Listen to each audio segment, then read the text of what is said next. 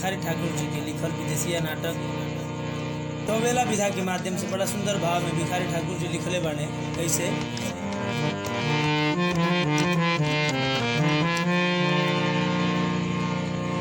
अरे छोड़ कर चला परदेस पीहू में,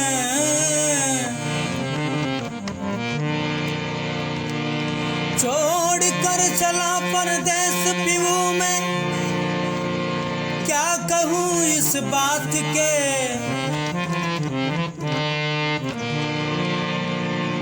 अरे जोहती डगर दिन भर उन्हीं का, कल परत नहीं रात के।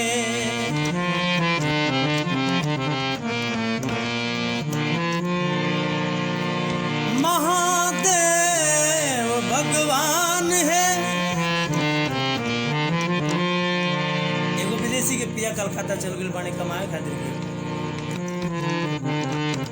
रातिये राति में निकल गई बाने, बिना अपना धर्म पत्नी से बतौले। वो सुंदरी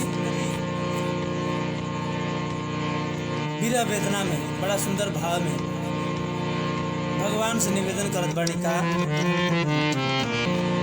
महादेव भगवान है, मर्याद राखहु लाज जात के।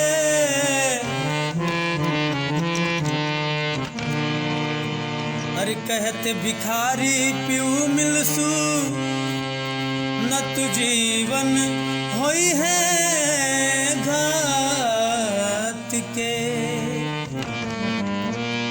अरे कहते भिखारी पिया मिलसू, न तु जीव होई है घात के।